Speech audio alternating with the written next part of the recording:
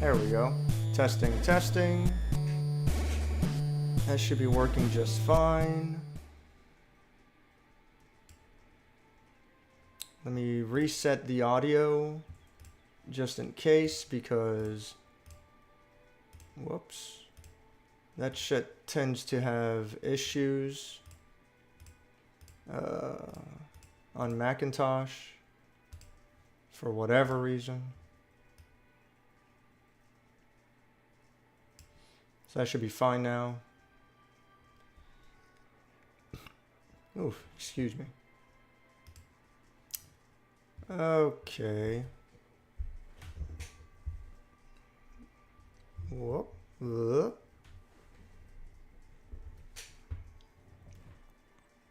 Oof.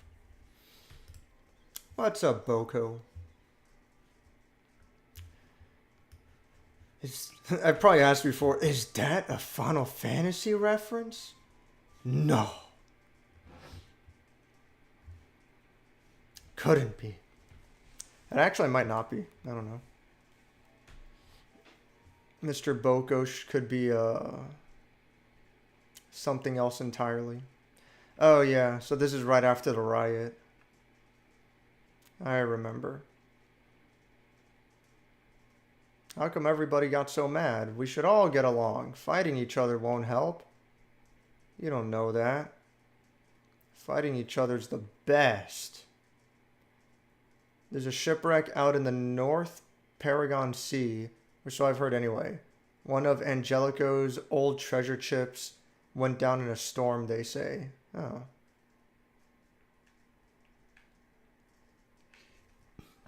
Where the hell is Paragon supposed to be? Oh, whatever. I'm sure I'll do a bunch of exploring once I get the boat.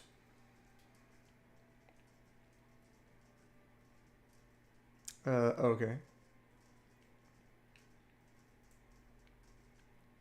That was a goofy glitch in the alpha of this that I played. That after the riot, if you went in the wrong building, like I think it was one of these towers. If you went back out, then the game would trigger you back to like being in the middle of the riot again. But you'd still have Rashim in your party. So you could go through the whole thing again and you can end up like doing the Rashim boss fight again with Rashim in your party. It's like, okay. It's like fucking alright. This doesn't quite seem correct, but sure. Why not?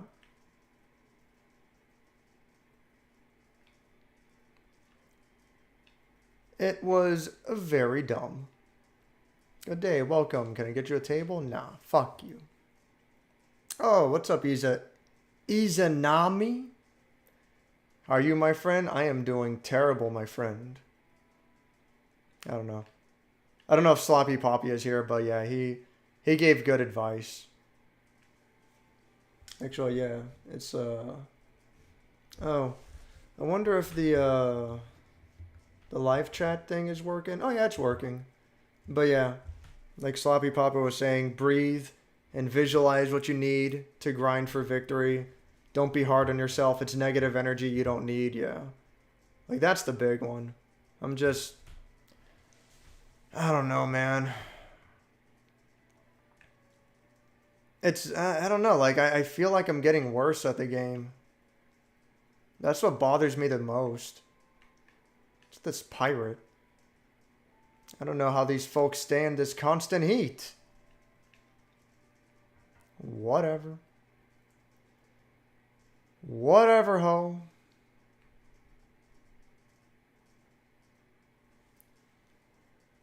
That is related to Final Fantasy. Okay. Nickname that stuck when I was younger. That's cool. My daughter is sailing out around the stormy isles in the Paragon Sea. These are her children. They're a handful. Whatever. Literally nothing of importance. There's supposed to be a side quest here. Oh yeah, I have stuff to level up. That's right. I have a lot of points. Holy shit. Yeah, this one. Three strange little girls are trying to help administer justice in Nadim, except they seem to be terrible at it. They wanted Rowan to deal with some thugs in Western Nadim. Okay.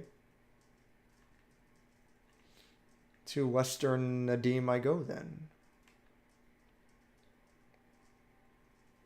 Oh, it's a shop. Volatile. Oh shit, you know what? I actually really do need to buy some shit. Fuck.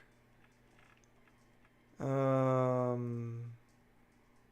iron and a supple hide.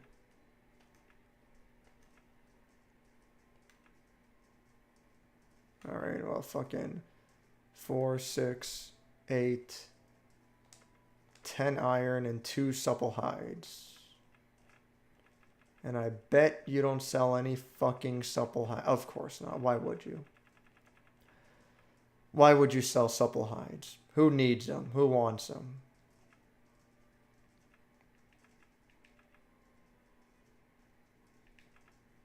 Fuck, that's a lot of money though. I'll at least buy 2 for now.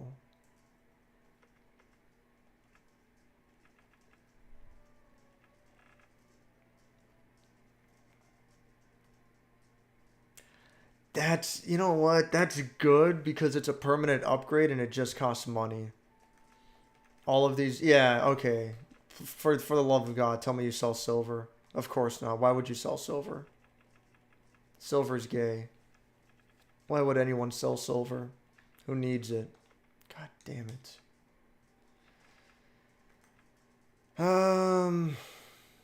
Vitality and speed, vitality and dodge.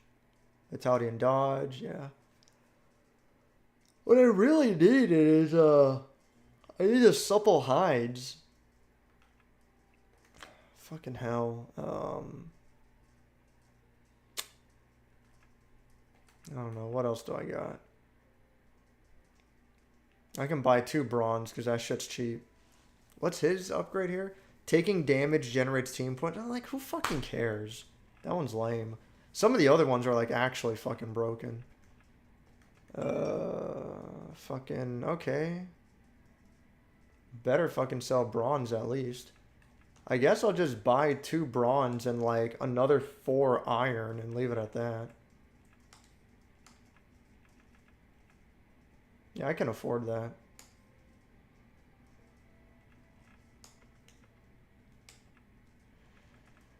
So I've got like 2 iron left over for when I do get supple hides. Or rather 4 iron left over, so...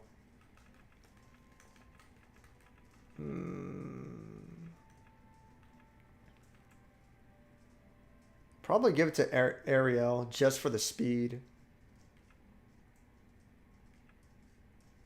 Yeah. I'll do that.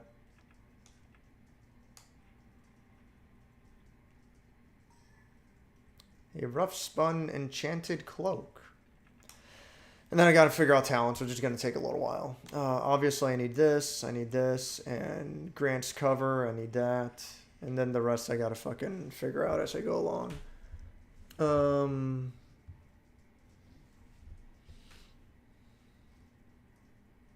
Best part about not working is I've been able to actively watch the stream and not be interrupted every 5 to 15 minutes to fix broken shit.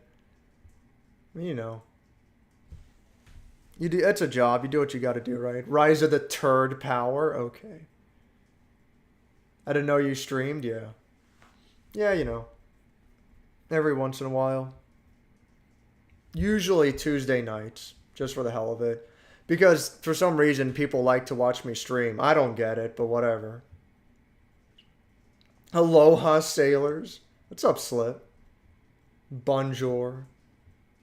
I have once more broken out the fireball. Fireball was always way too sweet for me. I heard it was like cinnamon flavor or something. I don't know. Switched out the tea for fucking green tea. Oh man. Tastes weird going through a straw. When you're going for maximum damage. Yeah, and thanks, Slip, for I didn't think Bob. I think Bob watched the podcast. I know someone else watched the podcast, but I don't remember who. But yeah, thanks, Slip, for watching the podcast. I gave you a shout out. I told people to watch your channel. Everyone should watch Slipmaker's channel. He makes good stuff. Like, not even just being generally nice or whatever. Like, he actually makes really good shit. He's a cool guy. Greetings, gamers. What's up, Sticky? Looking forward to going to Chicago. Friend gave me, 2 weeks ago, down to about 1/3 of it now. At least you're not like downing it. You're nursing it over a long period of time, which is, it's good. That's the right way to do it. Haven't slept more than 6 hours a night for the last week, and I'm hoping this will help. Probably because you're such a nice guy. Nah. Now you're terribly mistaken. This doesn't work. I'm gonna take some melatonin. I don't like it since it makes me groggy all the next day. That sucks, man. I only like to watch Dave stream Outrun and Fantasy Zone. Do I? Damn, I don't... Oh, I do have Outrun. It's on Switch, though. Did I stream Outrun? I must have, but why? What did I play on Switch? Oh... It must have been the night that I streamed, God, what was that game? Wunderling, yeah. Yeah, that's right. I have to actually stream Wunderling again after, Rise of the Third Power, because they ended up adding even more levels. So it's like, alright, I ain't gonna fucking complain, it's free DLC, and I actually like the game, so... Yeah, I'll have to stream Wunderling again. That's kind of cool. What podcast? I feel like I missed something. I posted it in the Discord. Fireball is, strongly cinnamon flavored. That's what I heard, yeah. I missed a salty fantasy zone. Dude, like that shit just made me mad. Like, holy fuck. Like, no way, dude. Fantasy Zone is so fucking hard. Like, holy shit. Team point generation in combat is increased. That's not really that good. Start battle with 1 stack of lore. That's really fucking good. Gain 1 stack of lore for each enemy killed. That's okay. That's actually not really that big of a deal because it's not gonna do anything for you in excuse me. It's not going to do anything for you in a boss fight. Attacks have 25% chance of dazing enemies. Increase the damage of Sun Ray by double. It's, I guess, whatever. Increase the damage of Radiant Explosion by 25%. Radiant Explosion, 20% chance of stunning each enemy hit.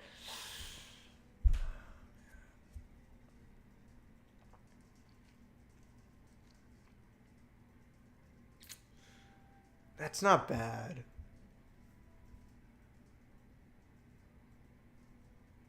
I mean, I don't like relying on percentage, you know, and 20%'s really low, but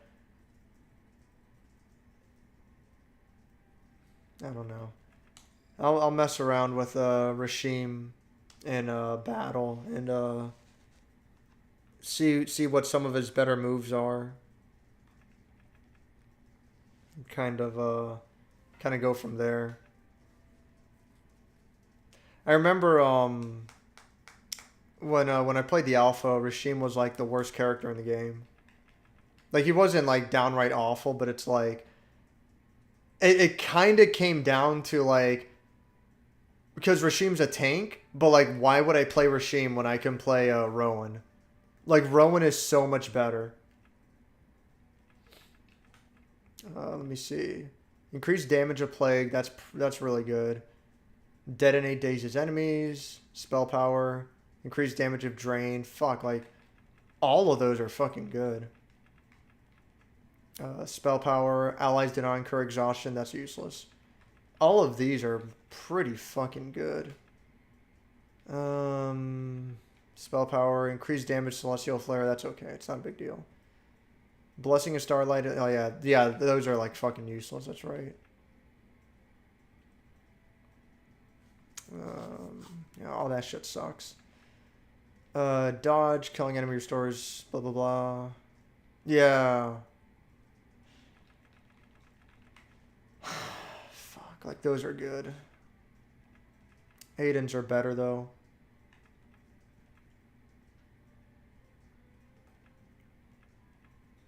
Quick Slice has a chance to apply Sunder Armor. Death Blow, yada da.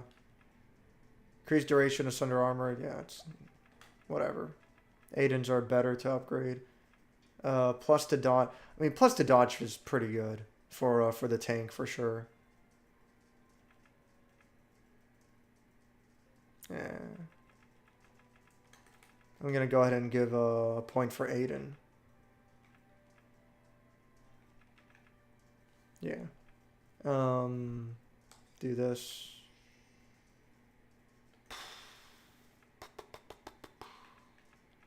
Maybe I'll leave it at that for now. Yeah. Oh, yeah, the fucking stupid crafting shit. Oh, yeah, I gave it to Arielle. And I'm saving the rest. Okay. That's fine.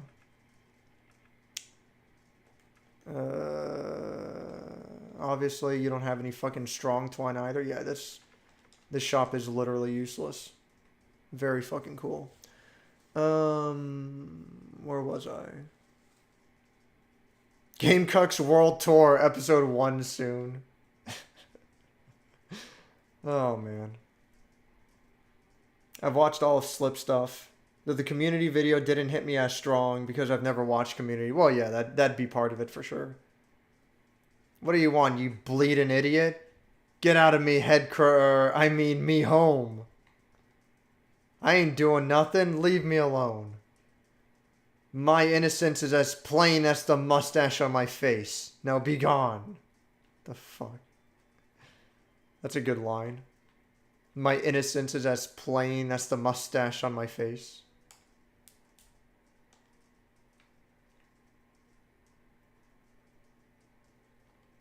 Okay. I mean, like, it seems like that's the shady building. Yeah, this is fucking useless. There's nothing here.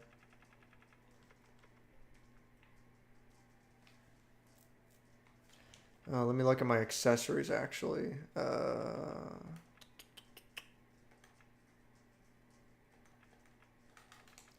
like nothing else. No, alright. Oh, actually, did Glass Cannon finish? Oh, it did. Damage delta is increased by 25% and damage received is increased by 35%. Yeah, I think it ended up reducing the damage received, which is really good.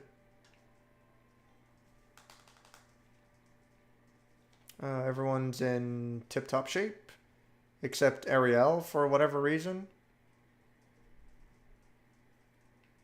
I don't know. I don't think there's anything I need to do here. Oh. Guess you can't outrun the Switch. Switch actually fucking sucks. Like, I don't care what anyone says. The Switch's popularity is undue. It's undeserved. It makes no sense why the Switch is that popular. It's both overpriced and it's underpowered. All for the sake of portability. Like, it's not fucking worth it. If they made a model of the Switch that was $100 cheaper and it could only plug into the TV and that's it, then I'd be like, that's fine. Like, you know, that's reasonable, that's understandable. But yeah, it's like, if you want the TV out version, you're forced to pay full price, and it's like way fucking overpriced. Like, how much is the fucking Switch anyway? It's like $250, $300, some shit like that. Nintendo Switch. Come on, Best Buy. I know you can do it. I know you have it in you. How long has the Switch been out? Like, Nintendo Switch. It's been a pretty long fucking time at this point, no? 2017? Yeah, it's like... What month? March 2017. So it's like 5 years and like 3 months. And it never got a price drop. Like, dude, fuck off. Like, it's like, how fucking insane. Yeah, $300. It never got a price drop. Instead, they released a barely slightly better version for an extra $50 on top of the full price. Like, I don't get it.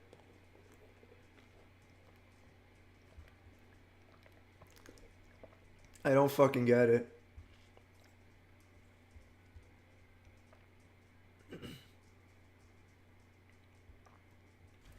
They end up selling the fucking $200 model I wanted, but that one is portable only.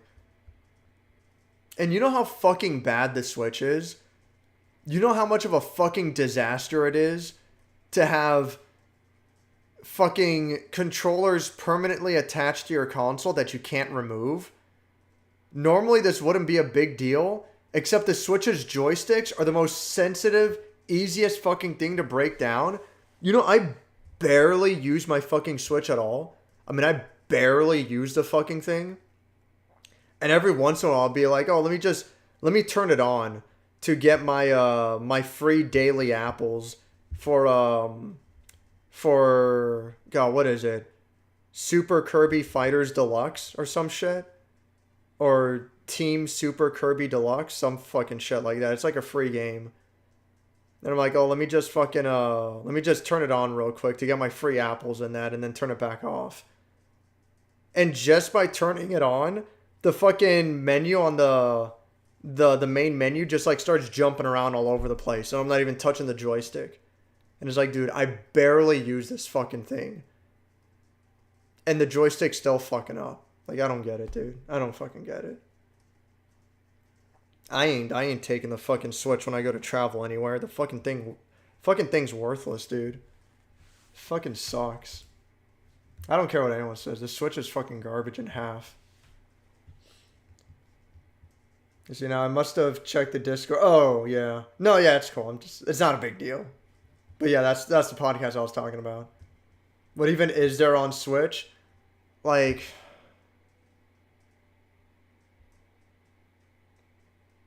Origami King was fun enough. It wasn't great, but you know, it's fine. I hear Kirby and the Forgotten Land is supposed to be good. I played the demo and I'm like, yeah, it's okay, but I'm like, it's not a system seller. It's not a big deal. Mario Odyssey was actually like really fucking disappointing. Like, it's not bad. I almost want to say it's worth playing, but it's like Mario Odyssey is like, dude, fuck off.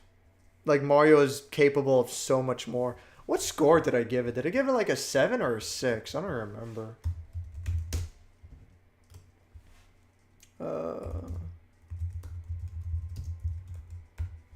If I gave it a 7, I feel like it deserved a 6. Yeah, I gave it a 7. That's fine, I guess. Yeah. It's just fucking like, man. Mario Odyssey was so disappointing. Yeah, I don't know. Like, fucking ARMS is okay. Splatoon's good. It's not worth it for the console, but, you know, Splatoon's good. I don't know. It's so hard to say because, like, it feels like half the shit on Switch is just ports of Wii U games, you know? Like, what the fuck? I don't know, man. I don't get it. Like, Super Mario Brothers U is like... Super Mario Brothers U is probably the... No, I'd say it's definitively, like, the best of the new Super Mario Brothers games. U is the best one for sure. But it's a port of the fucking game on Wii U. And I already played the shit out of it on Wii U. Like, what the fuck even is there on Switch? Like, I don't know. I don't fucking get it. All for the sake of playing it for 45 minutes outside, yeah. Then it runs out of batteries. You buy the Switch for the Wii U games you missed. Just buy a Wii U. It's cheaper to buy... It's a lot cheaper to buy a Wii U used than the fucking games. Like, they're worthless, right? Like, no one fucking wanted it then. I doubt anyone wants it now. Just buy a fucking Wii U. At the very fucking least, for the life that I had the Wii U, you know, for all the time that I had it and I played it a fair bit, the joystick on the gamepad never gave me a single fucking issue. Ever. The joysticks were just fucking fine. I played all of Pikmin 3 on it. I played all of Super Mario 3D Land. I played all of fucking New Super Mario Brothers U. Yeah, like, I don't know. I played my fair share of fucking games on it, and the controller, that giant ass obnoxious gamepad controller, like, it fucking worked. There's no issues. Meanwhile, I didn't treat it all that well either. Like, right now the gamepad controller is like teetering on a bunch of other controllers I have in my collection. You know, it's not like I treated it the best. Meanwhile, my Nintendo Switch, I baby the fuck out of it. And the joystick, like, breaks on its own. Like, I barely use it. I don't fucking get it, man. It ain't fucking right. And then on top of that, the Joy-Con controllers, for as fragile as they are, they're more expensive than, like, any other fucking controller on the market. It's a fucking embarrassment. I never buy third-party, but the Joy-Con controllers are so fragile and so expensive, I would highly recommend buying something like the 8-bit Do controller. Like, it's that fucking bad, dude.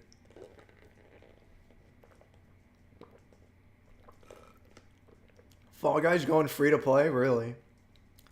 And crossplay June 21st, in case you didn't know. I didn't want to know.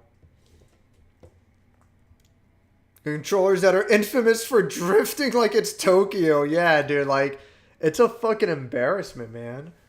Fall Guys, oh god. Gotta play Rumble Tumble Lads. I'm just... I ain't in it. Fuck that. My left joy... Yeah, mine too, the left one.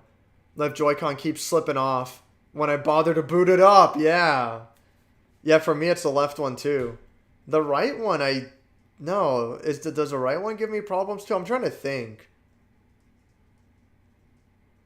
No, yeah, I remember I was having some issues in Luigi's Mansion 3, but that wasn't the Joy-Con. I was using the 8-bit Do controller, which was giving me problems. And then I found out that I could update the firmware on the controller. And ever since then, it's been alright. But yeah, those Joy-Cons are like... It's like, just fuck my life forever, man.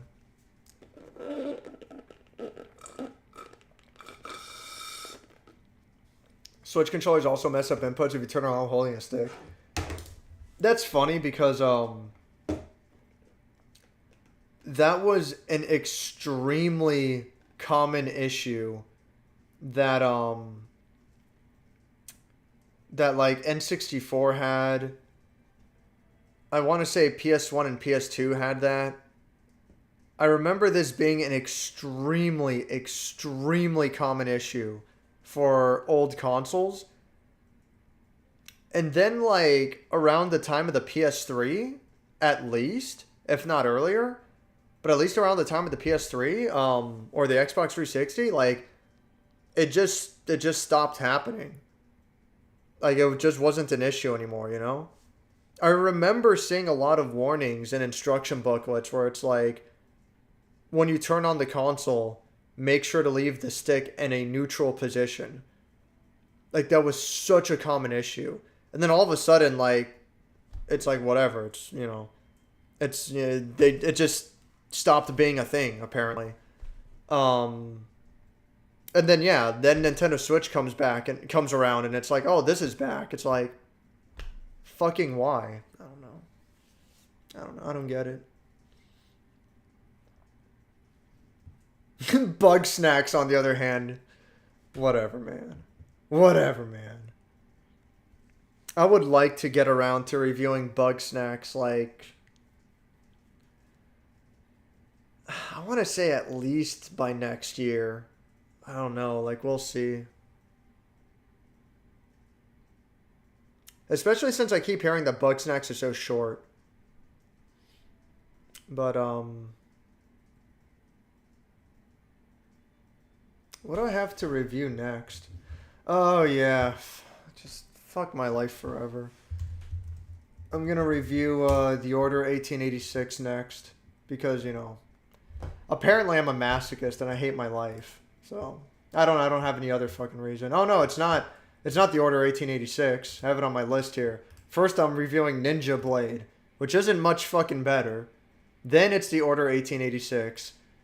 And then, probably by then, no, I don't think Omori comes out by then. So I'll do Ninja Blade, The Order 1886, and then I'm probably going to review a Keymailer game that I got like a fucking year and a half ago, maybe. And I've just been holding on to it. So, like, better late than never, I guess. I don't fucking know. I'll review a shitty Keymailer game. Well, I don't know. Maybe it's possible. It could be good. Who knows? And then after that, I'll start playing Omori.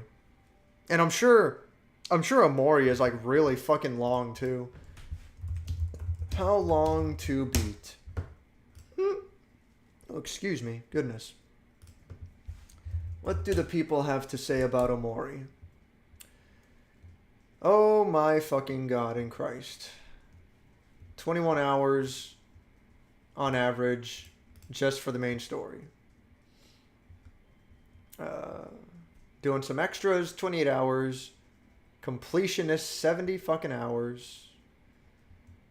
Oh my dear. Leisurely, 30 hours. That sounds like me. So we'll see how that goes.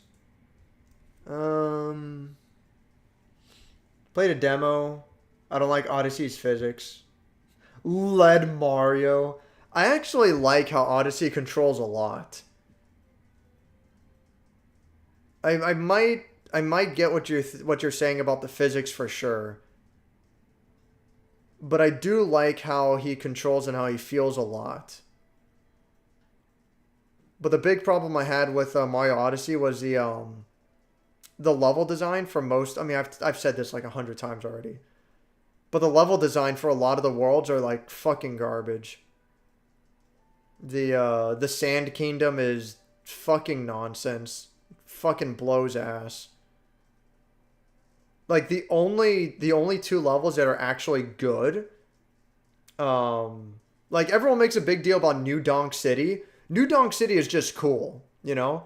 Like it's just a really cool any level that's like a city level in a fantasy game like that. Any level that's a city level is going to be fucking cool, you know? Like that's not a fucking mystery. That's how it always is. But yeah, New Donk City is just cool. That doesn't mean like the level design is actually good.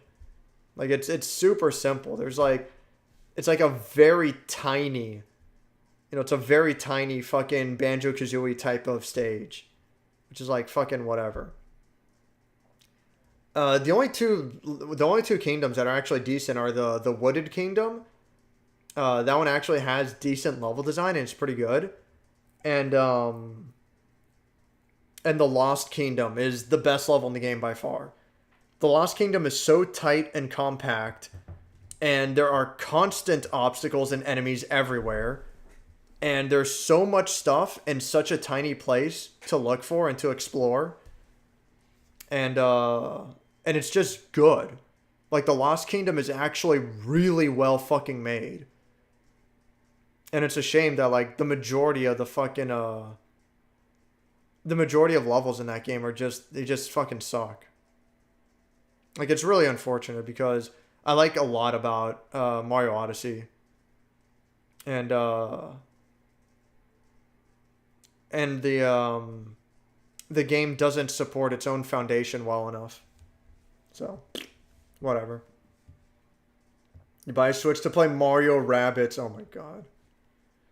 I actually heard that game's decent. It's supposed to be like a Mario strategy game with the gameplay of XCOM. I could see it working. But whatever. AirPods died and immediately switched to the podcast video. It's like, oh, you want to watch this again, don't you? Or you buy a $20 controller adapter off Amazon. Use literally any controller. Oh, sure. Like, if you're gonna get a controller adapter, you should use a company called Brook. Brook makes the best adapters. They're really good, but I'm sure they're more expensive. And if you're just playing casually, then a cheap $20 adapter should be good. Bad Oof. You watched me a lot ages ago? Ages ago? What? Maybe. The name is a little bit familiar. I don't know.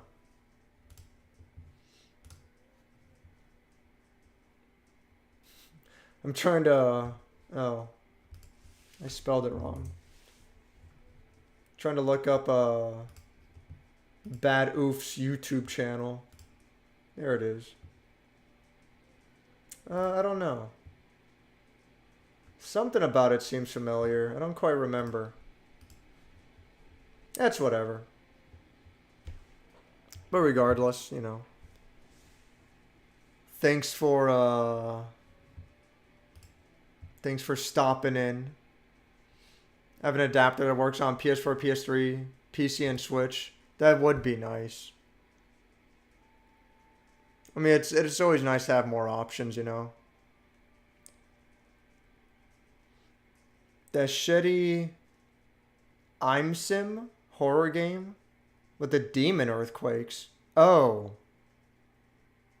Like fucking Alone in the Dark? That was a while ago. Alone in the Dark? Yeah. That was a while ago, man. That's a memory I'd rather not have again. Let me read this game already. Here are those thugs we told you about. The cops, the police. Take care of them, will you? Or we'll sick leader on you. Yeah, wait, what? Don't worry, leader. I'm sure that fight would be over before you know it. Oh, that's a relief. More trouble. Have you put these girls up to this, sir? Kind of the opposite, actually. I don't have anything to do with this. I suppose that sounds about right when it comes to these three. Well then, what are you doing here? I have no idea. Hey, you said you'd murder all these thugs for us. Yeah. I did not, you little shits. Looks like you were right about him, Yellow. I'm right about everything. Let's get out of here. So stupid. Sorry about them. Guess I can't blame folks for being a little fed up with things around here lately. It was bad before the riots, and now they think you're thugs. Aye, to them we probably are, in all fairness. We've had to crack down on folks quite a bit as of late. And I hate seeing the city's youth losing faith in us like that. Tell you what, there's a problem with actual thugs. We don't have the manpower to deal with. You look like an adventuring sort. You mean a thug? The only difference between an adventurer and a thug is intent, if you ask me. There's some bandits here in this town, north of the main district here. If you bring them in, I'll see to it you're paid fairly. We'll take care of 2 problems at once. Those girls will be happy to see justice done, and justice actually will be done. No promises, but if I do end up dealing with those guys, I'll be sure to let you know. Fair enough. Try not to kill them. Their crimes are fairly petty. They deserve a few months in the stocks, not death. Yeah, I remember how this goes now. This isn't it, right? No. Yeah, the way this side quest plays out is kind of funny. This is the house, I'm sure. Brotherhood of the Traveling Alone in the Dark. God damn. The game needs a remake? I don't know. It had so much potential. I just like something about the setting. It really resonated with me. I mean, I'm good. I'm good on that. No thanks. If I never hear about Alone in the Dark again, it'll be too soon. I'm sorry. But this trying to be JRPG without being Japanese is making me repulse and cringe. I think it's okay. I think it has its moments more often than not. I think it's pretty fun. It was a survival horror game with a lot of player agency and non-straightforward combat. So you weren't just cheesing every corner with a Glock like Cry of Fear. I mean, sure. Conceptually, it had potential, you know? But then, you know, you look at other games like, why don't these other games have like 1,000,001 options to work with? And some of them do, but they tend to be more action focused, you know? They tend to be something like Time Splitters that has a ton of different guns to work with. Or Ratchet and Clank that has like a whole bunch of different weapons, you know? They tend to be something like Devil May Cry. Especially Devil May Cry 3, 4, and 5. Where they have like really wacky combos and you go so fast and there's so many things you can do, you know? Why don't we see that more often in horror games? Because for horror, in order to induce that fear in gameplay, you have to limit the player's options. If the player has like 101 things to work with, well, it's not very scary. There's not a whole lot of horror there, you know? I mean, this has been the thing since like Castlevania and Splatterhouse. Those games are designed to be slow, methodical. You have to be cautious about your options and, you know, how you approach the situation. Ghouls and Ghosts is all about that. You know, there's a reason why Castlevania and Ghouls and Ghosts, there's a reason why, like, those games are all, you know, so much jumping and they're pretty much all about platforming. But unlike other platformers, once you've started your jump arc, you're committed to it. And you can't change it. Why is that? Because those games are all about slow, methodical, plan every move, or you eat shit. That newer Alone in the Dark game, it tried to let you do like 101 things and still be a horror game. So you had like this really limiting combat where it's like, oh, it's realistic. You move the joystick to swing stuff, but it's really clunky. Like, it just doesn't fucking work. You have this jacket inventory that's real time. So it's obnoxious to get what you need in the middle of combat. Unless you set it up ahead of time with the quick slot inventory. And that's just annoying. Like, look at games with inventory management, you know? Fucking Resident Evil, Silent Hill. You go into the inventory, you get what you need, you go back out. Silent Hill is one of the slower ones because by the end of the game, you have such a wide inventory to juggle through But even then, like, it's not that big of a deal. Not compared to fucking Alone in the Dark. Like, it's annoying to navigate that jacket. And then on top of everything, it's like, oh, it's a horror game, so we need to have limited inventory, right? So it ends up being the case where, like, this game is trying to give you a whole bunch of options to work with, but you have very few resources in order to make that work. And then at the end of the day, when everything is said and done, it's like, oh, just fucking light a stick on fire and, like, rub the stick up against a monster, you know? It's like, I don't know.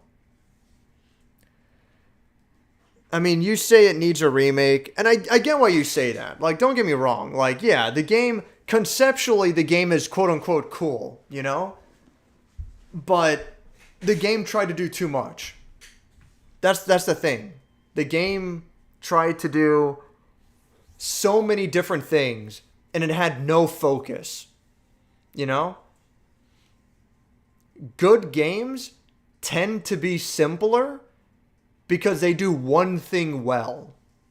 Like, this isn't a mystery. This has been a thing since, like, the fucking NES. If not earlier. You know, if not the fucking Master System. Games tend to do well when they're simple and they do one or very few things very well. When a game becomes overambitious and tries to do like 100 different mechanics, it becomes a fucking mess. It sucks. You were using a giant police baton, yeah. Yeah, I don't know what the fuck that was about. A police baton for, like, Andre the Giant. It's like, makes no sense. Stuff like lighting a chair on fire and then smashing it over the dude's head was neat. Conceptually, like, the idea is neat. But fucking, you know, if you want a game that's like, oh, anything can be a weapon, it's like, well, then play fucking Dead Rising, you know? Dead Rising does it. Dead Rising just doesn't have, like, flame mechanics. It doesn't have this jacket inventory. It doesn't have, like, combining so many different things. Dead Rising 2 has, like, a simple combining feature, but it doesn't overtake the entire experience. You know, if you want a game that's like, oh, anything can be a weapon, like, well, then play Dead Rising, you know? I don't know. I mean, I know what they were thinking with the fucking using the joystick to swing your weapon. Like, they were like, oh, this is so cool and modern and it's going to be realistic and it's going to be so neat. It's like, no, dude, it fucking sucks. Like, it's so fucking lame. Why do you think it's so rare? Why do you think it is so rare for games to use the joystick for combat? It's fucking lame, dude. It's fucking garbage. Just give me the square button for attacks and leave it at that. Like, who fucking cares, you know? I mean, like, fuck, dude. Alone in the Dark had a mechanic, had it set up so that you could play the whole game in either first person or third person. Like, I can't emphasize enough how much of a fucking mess that is. Like fucking why? And then you get poisoned and you have to go to first person in order to blink to remove the poison. Like, why can't you, like, if you're gonna have that, if you have to have that, you shouldn't have it. But if you have to fucking have it, why do you have to go in first person to blink? Like, it just doesn't make any fucking sense. I don't know. Whatever. Alone in the Dark is, like, so fucking bad, dude. The fireball is hit. Going to bed. Yeah, take care, dude. Have a good night. Hopefully you do get a good sleep. Alone in the Dark is a huge... Dude, it's fucking bad. I don't think you know what an immersive sim is. regardless. Like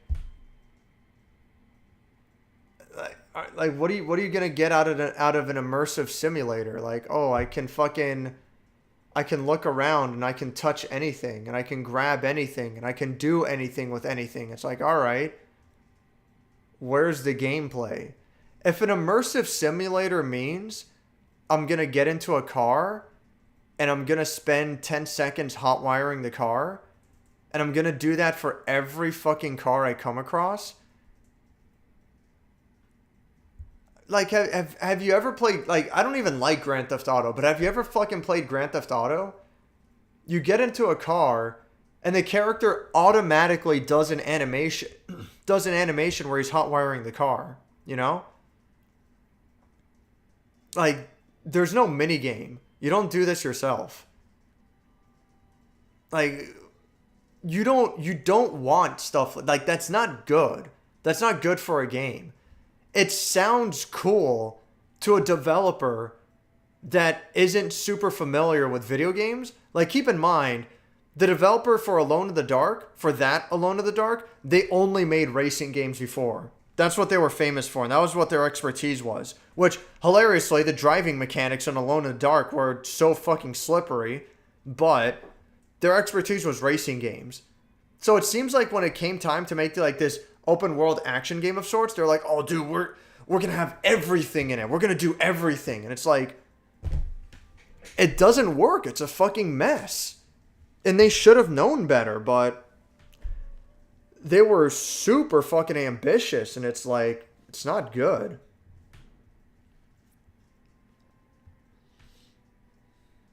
I should play Cry of Fear? I don't see why. Oh, yeah, Deus Ex is okay. Deus Ex makes it work better because it's a much more straightforward game. The newest one was like a little too straightforward, but I liked Invisible War well enough. It was all about like, you know, this is your objective. Now explore the map and you figure out how to achieve that objective. Deus Ex did well enough. And the combat was fairly easy, you know? And yeah, like you could like pick up like pretty much anything in Deus Ex, but it's like that wasn't the point. Like that's not what made it good. What made it good was the level design, the stealth aspect, the RPG stuff, you know, the way you build your character. It all came together reasonably well. You know, it wasn't perfect, but Deus Ex is fine. And it didn't try to do anywhere near as much as fucking Alone in the Dark. Alone in the Dark tried to do too much. Alone in the Dark got way fucking out of hand.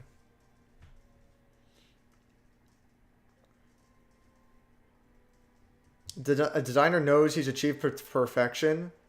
Now when he has nothing left to add, when he has nothing left to take away. Well, yeah. But I could argue that a way to implement that idea is to take the training wheels off and letting the player figure out how to do cool shit. Yeah, Deus Ex and Hitman, they're both decent examples at that. Hitman, I feel like a lot of it is trial and error. You know, a lot of it is like examining your target and like figuring out his patrol route and like when's the right opportunity to get to him. But you know, if you mess up, you have to start over. You have to start the mission over and try again and, you know, try it a little bit differently. A lot of Hitman kind of comes down to trial and error, but it does it well enough.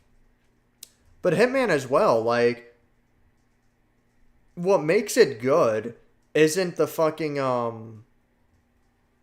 isn't like, oh, I could sneak up on anyone and I can take their identity and, oh, I could go anywhere and I can sneak around and, oh, this is so cool. Like, that's part of it, but that wouldn't mean anything if the level design wasn't good. If if the enemy placement is the word I was thinking of. Like, that's part of what makes Resident Evil 2 really good, is the enemy placement is very solid. And that's another thing that makes, the better parts of the Hitman games really good, is the enemy placement. In conjunction with the level design. Is, like, examining the environment and being like, all right, so these guys are here, they do this route, I have to figure out how to get around them, things like that. That's what makes those games good. It's like, oh, wow, fucking Super Ghouls and Ghosts is so cool because one of the bosses is this three-headed dragon.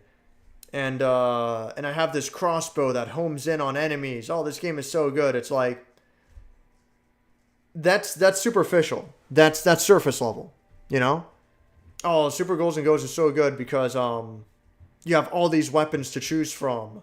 That's part of it. That's only like skin deep.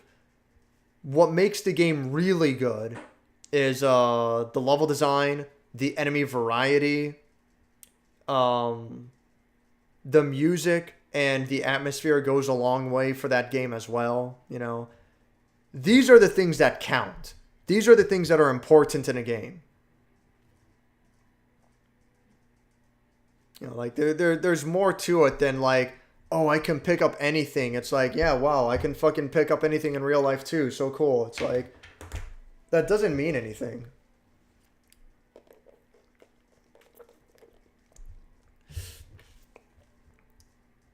Ugh.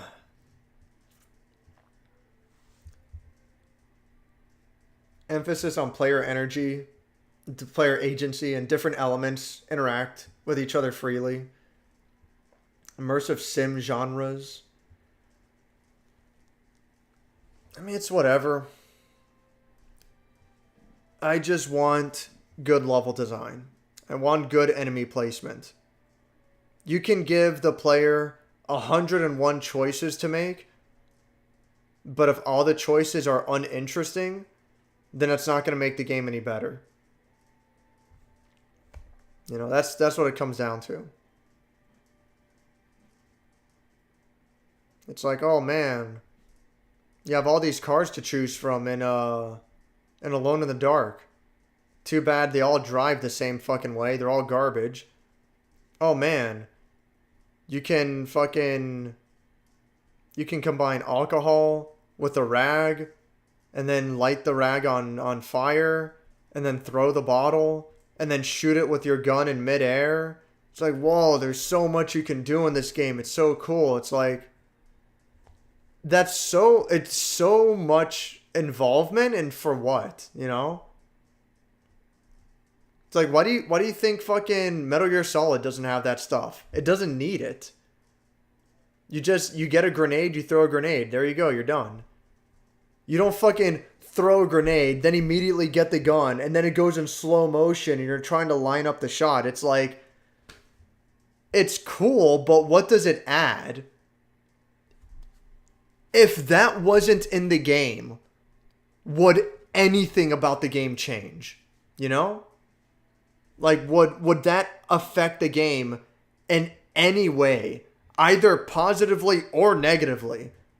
Like, if it wasn't in the game, I would never think to myself, man, I wish there was more I could do with this explosive that I'm throwing. What a shame that there isn't more I can do with this explosive that I'm throwing. I would never think that, And the fact that it is in the game, I'm just like, this is excessive. This is the goofiest fucking shit. Who fucking designs a game like this? It's like, wow, you can light anything on fire. And you can fucking rub a chair that's on fire against the zombie in order to kill him. It's like, if that wasn't in the game, would I question why it's not in the game? No, it's the opposite. I'm like, fucking, why is the game like this? This is so dumb. This is so excessive. It's so, I don't know. I fucking hate that game.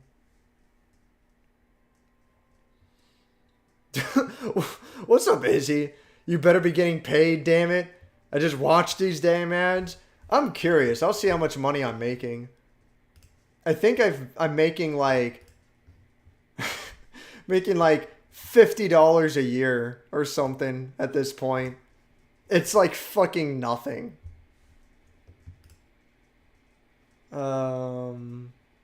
Yeah, I'm curious. Ugh, I don't know how to find out. This is gonna take too long.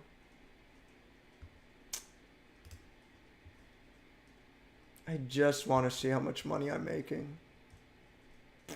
Oh, it's probably here. Yeah, here we go. Lifetime? There we go. Yeah.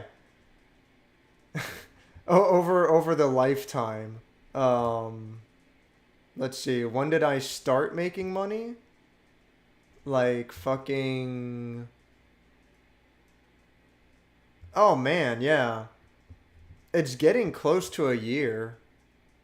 If not already been a year. Oh no, I see. Okay, yeah. Now that I'm zooming in on the timeline more. I started making money close to... Yeah, like November 2nd of last year is when I started making money. So that's December, January, February, March, April, May. 6 months. Okay, that's actually not... it's better than I expected. So I've made like $60 in 6 months. So, on average, I'm making like $8 to $10. Making like $8 to $10 a month. That's kind of cool.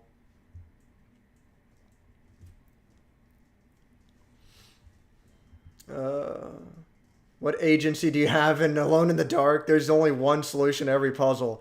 And most of the time, it's like set something on fire. You know? Most of the time, the solution is like set something on fire. Like the video, if you think he looks like Luigi, nah, he's Mike Hagar. Oh, man. I heard of Chinatown Wars. Yeah, that was originally for DS, and it got ported to PSP, I believe. Yeah, I think I remember hearing good things about it at the time. Carjacking minigames? Even searching dumpsters for guns? Yeah, never mind. I lost interest. Fuck that. Why do you need a minigame whenever you hijack a car? Why do you need a minigame whenever you search for an item? It's like, man, I couldn't fucking imagine. You're playing like fucking Resident Evil 2 and Leon approaches like a fucking file cabinet. And it's like, oh, well, let me search this cabinet. You gotta move a cursor around the screen. You have to like click on the handle for the cabinet in order to open it. You have to like click on other stuff in the cabinet to like move stuff around. And it's like, oh, there was a box of handgun bullets back here. It's like, fucking what? Like, why? Just no. Like, this isn't how I want to spend my time playing the game. There's other shit to do. I don't know, man. When your car is submerged in water, you have to kick the windshield out, and it's cool as shit. It sounds fucking annoying. I'm not even trying to be mean to you or anything. I'm not trying to be an asshole. That sounds fucking dumb. That sounds fucking retarded.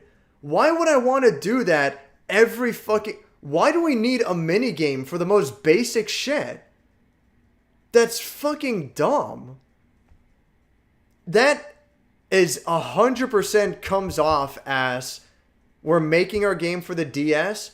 We have to figure out how to use the touchscreen in every possible way. That is fucking obnoxious. Hell no.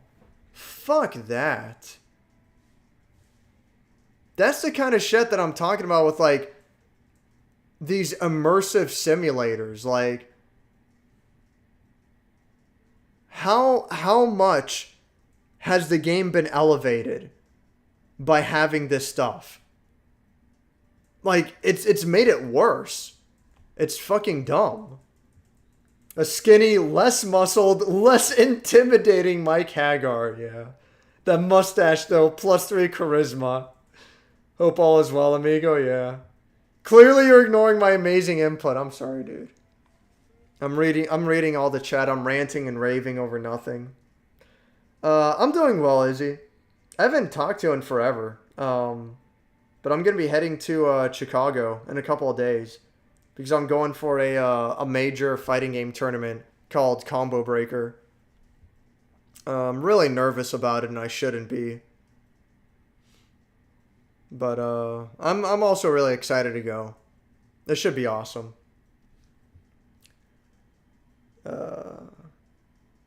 He's on a rant, yeah.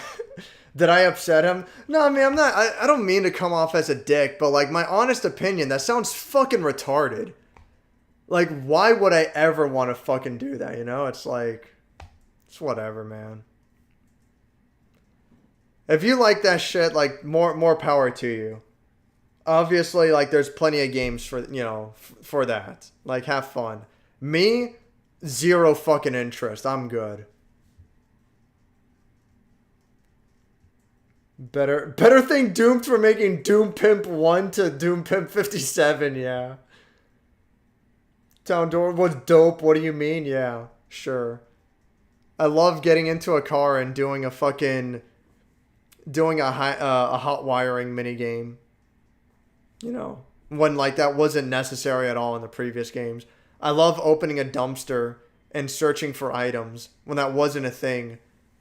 You know how it was in Vice City?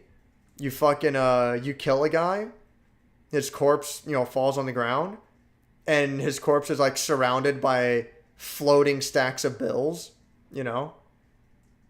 Maybe if you kill a cop, he drops a pistol, and it's just, like, a floating pistol, like, in a circle somewhere around his corpse. What do? You just run into the pistol. You run into the money, collect it automatically, you move on with your life. It's quick. It's fast. We're keeping the pace going. We're moving on. You know what I don't like about video games like what you're describing? They put me to fucking sleep. They sound like fucking garbage. They sound like fucking nonsense. Like, why would I want to play a game where I kill someone and then I have to like deliberately crouch down next to his corpse and I press the interact button and then a camera like swoops around and goes into first person, and then like I have to fucking open up his jacket, open up the other jacket. Oh, there's fucking $2 here. There you go. I have to like search each pants pocket. It's like, this sounds cool. Like, I don't know, man. Like, nah, like I'm good. Like, I don't want any of that shit. Love Chinatown Awards. You can't take that away from me. That's fine. Like, I ain't trying to fucking... Nobody's trying to take anything from you. Yeah. Like, you go ahead and have a blast. I'm just... I hear shit like that and I'm like, no fucking thanks. I want to play a fucking video game. I don't want to play Myst. Like, I don't know what to tell you. I have a strong hatred for the way modern games tend to gimp their player controls and QTEs and scripted sequences. Well, that's the other extreme. That's the other extreme where, like, they took it too far in the other direction and it's fucking garbage. When you completely take away player control, then, yeah, it's fucking boring for the other reason, The key is to have a balance. Somewhere in the middle, where you give the player enough control to be fun, but not so much that you have to micromanage every fucking little thing. The fact that you had to manually blink and Alone in the Dark is still the biggest fucking joke in the entire video game industry. Like, how fucking absurd. I just... Fucking what? I want to be in that. I want a fucking time machine, and just be in that fucking the design team meeting where they all discussed and they're like, yeah, we should have manual blinking. That sounds fucking cool. Like, fucking what? I'm good. Shit like Alone in the Dark, you know, like, what was that, 2006? Alone in Dark Town, something like that? Shit like Alone in the Dark is one insane extreme. And then shit like your typical AAA modern whatever, that's the other extreme. The middle, the balance is how it should be. Are the antithesis, so I like them. I mean, you do you. Red Dead Redemption 2 does a lot of that. It makes the game a very slow burn. And I can see why people hate that. I like it to an extent, but it can get tedious. It's like, you can have some of it. I didn't play Red Dead 2. I played the first one. You can have some of it. But yeah, if it becomes like a constant fucking thing, like the game just has to stop you in your tracks and be like, you got to do this minigame again. Like it becomes this constant fucking thing. Then yeah, like I ain't gonna fucking bother. I'm like, dude, never mind. Whatever. Allied Assault let you jump off the side of the boat during Normandy landing, while Call of Duty World War II does it for you in a cutscene, then throws you into 4 more on the beach. I mean, I don't know. I mean, whatever. Like, it doesn't sound like there's much of a difference between either or, you know? Like, alright, you jumped off the side of the boat. Now what are you gonna do? You're gonna fucking swim to the shore, I assume. You know? Like, what did you want? You're like, I don't feel like being in this war after all. I'm gonna jump on the boat and just swim back to where I came from.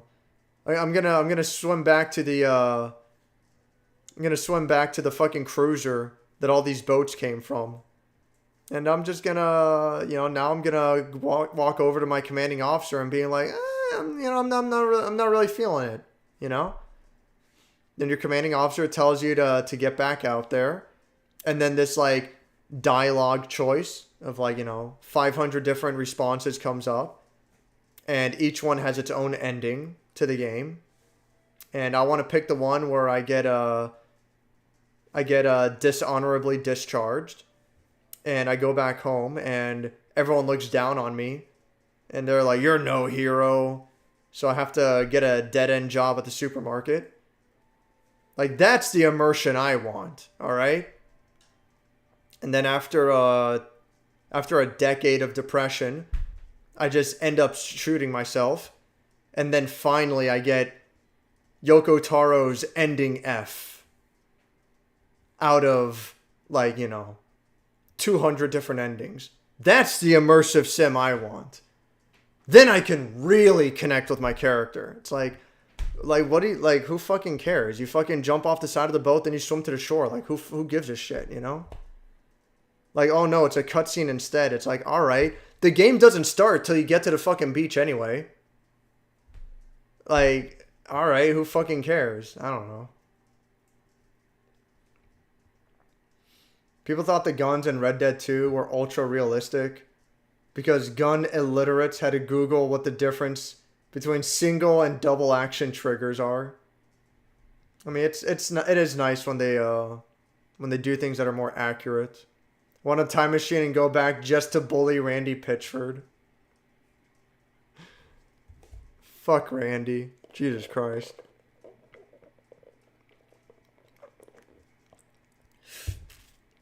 All I'm saying is that adding more options, adding more things to do in a game doesn't automatically make it better. Like, it doesn't.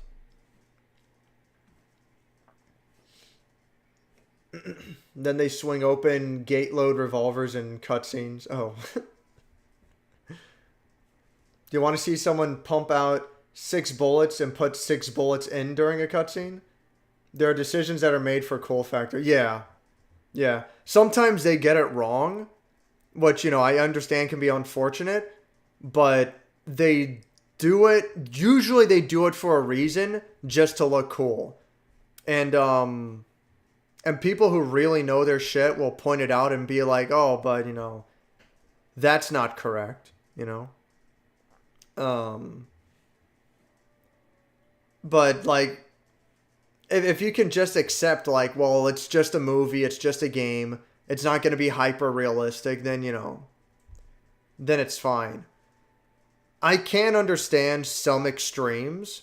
Like, this isn't the best example, but there's that famous magazine advertisement where there's a model playing there's like a supermodel or some shit playing an N64 game, and the console shows very clearly that the cartridge is Legend of Zelda, but on the TV she's playing Mario Kart.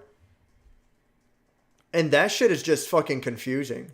Like, you already have the console. You already have the console, you have the TV. Like, what?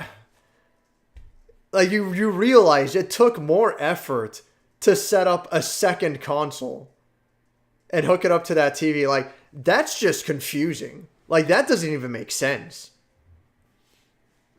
But whatever.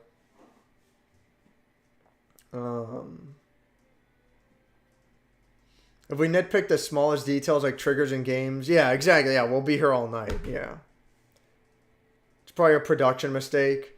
Mocap the animations with a swing open revolver. I don't know.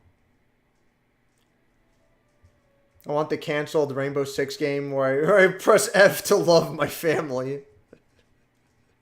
Yeah, like shit like that, it's like, I don't know.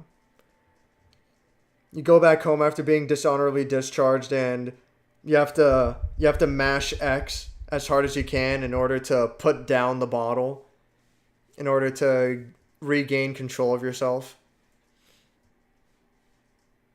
Fucking hit square with proper timing for domestic abuse.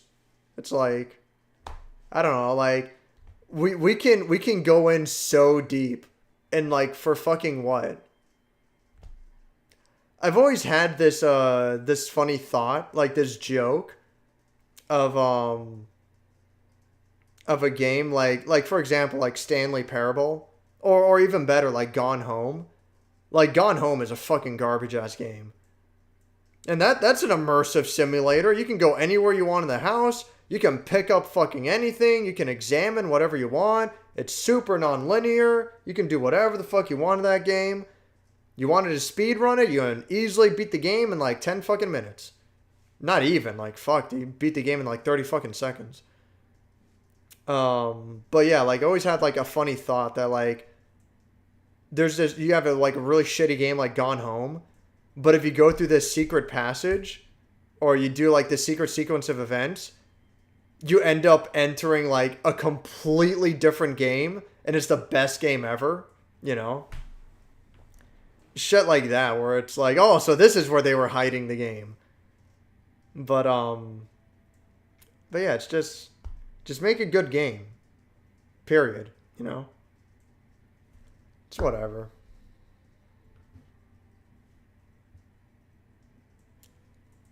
If you're gonna market the game for having detailed gun animations, you better commit at least to an extent. Yeah, I mean, I'm not gonna say you're wrong on that. I definitely understand that. Yeah, that's the other thing, is that like, you want to talk about being unfocused and doing too much. They fucking animated and programmed mechanics. They animated and programmed mechanics for the fucking horse's testicles. Depending on the environment and the weather you're in, the horse's balls fucking shrink or expand. If you go to a colder environment, the horse's balls fucking shrink. Like, fucking what? Like, that's the thing, man. If that was never in the game, no one would question it. But because it's in the game, anyone with a rational fucking thought does question it. It's like development resources went towards making sure this shit works properly. And for fucking what?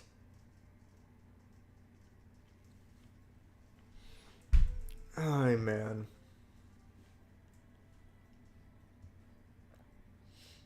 I don't recall seeing marketing for gun animations. Just Dutch and his Tahiti. We always joke that you get shot in the leg and you press S to scream for a medic. Yeah. Shit like that. Fucking, Far Cry 2 try to have something like that. Where, like, in order to heal yourself, you would do it. You would manually do an animation where your guy has to like pull out some fucking like something that like speared through his leg, or he'd have to like mend a broken finger or some shit like that. And it gets really goofy when you're just like you're just sitting underwater, letting your health drain because you're drowning. And then while you're underwater, you heal yourself. And it's like your fingers and your arms are constantly breaking just from drowning. And like shit keeps getting stabbed through your leg that you keep pulling out just because you're drowning. And it's like, oh man, wouldn't it be cool if like this is how you heal in this game? And it's like, I guess, but you know, to what extent? Like, how far are we going to take this? It's like, whatever. It's stupid. Battlefield 1 devs went through the effort of differentiating loading bolt actions with stripper clips or individual cartridges. I remember liking Battlefield 1 well enough. That game was alright. Then you get your leg amputated and sent to rehab and spend the next 30 hours doing rehab. Yeah, like, shit like that, you know? Like, how far do you want to take the immersion? It gets to a point where, like, this is actually too immersive. It's immersive to the point where it's getting in the way of the game. Fuck, man. Wolfenstein: The New Colossus. Fucking, for the first half of the game, William Blazkowicz, the main character, he's weakened. Like, he's not in tip-top shape for the entire first half of the game. Until they literally get him a new body. Spoilers. But yeah, he's weaker for like the entire first half of the game. So for the entire first half of the game, your maximum health is 50 instead of 100. How it is for like every other game. And then after the halfway point, it's like, oh wow, now your fucking health is back to 100. Whoa, isn't this cool? It's like, dude, I fucking wish it was 100 in the first place. Like, I don't know, man. I can understand wanting to tell a story through gameplay, you know, for sure. But it gets to a point. Like, if it gets in the way of the gameplay itself, that can be a problem. Then that can actually be a problem.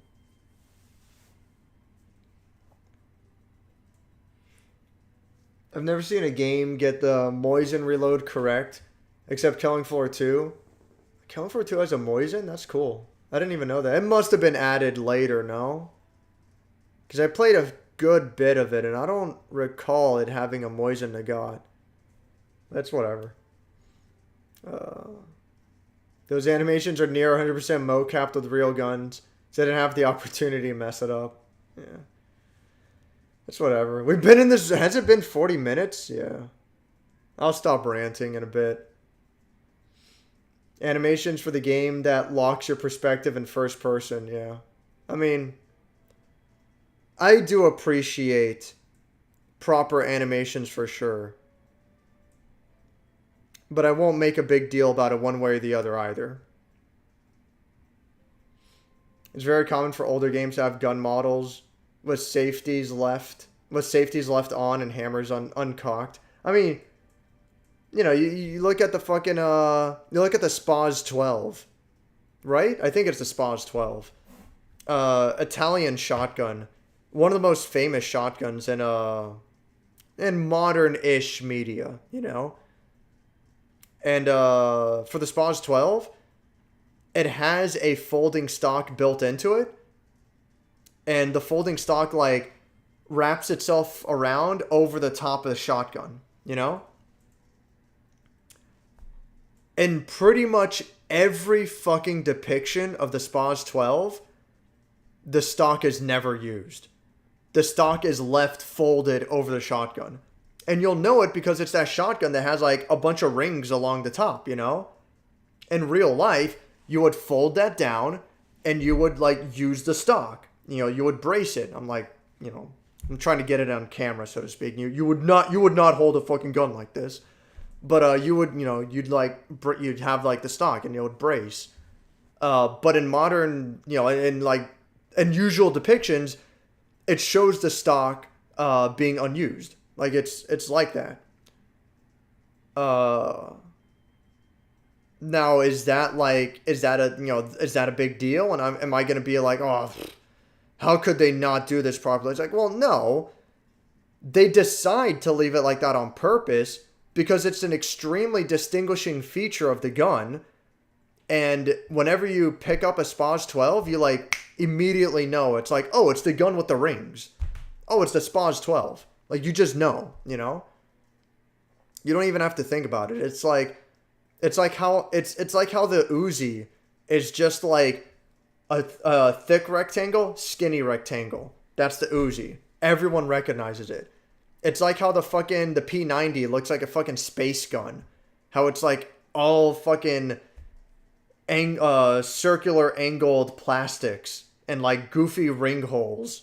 You know, for where the triggers go and shit, you know? Like, these are distinguishing features of the gun. There's a reason they do it that way. So that the gun stands out. So that people see the gun at a glance and they immediately know. It's like, oh, it's that gun, of course. Is it realistic? No, it's not fucking realistic. You would never see anyone use a gun like that in real life. That's ridiculous. But they do it for a reason. They don't... A lot of the times, like, these decisions aren't made because they're idiots. Like, they do this stuff for a reason, you know?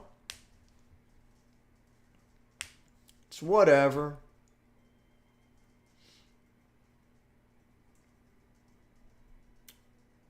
Me and Bob were still playing Solasta when you arrived here. Solasta? Oh, yeah, Deadly African Water, yeah. No games animate the Spaz 12 correctly. It's whatever. There's a button you have to hold on the left side to be able to insert shells into it. I mean, it's like, fuck it, dude. They get the basic idea across. That's good enough. I'm not gonna...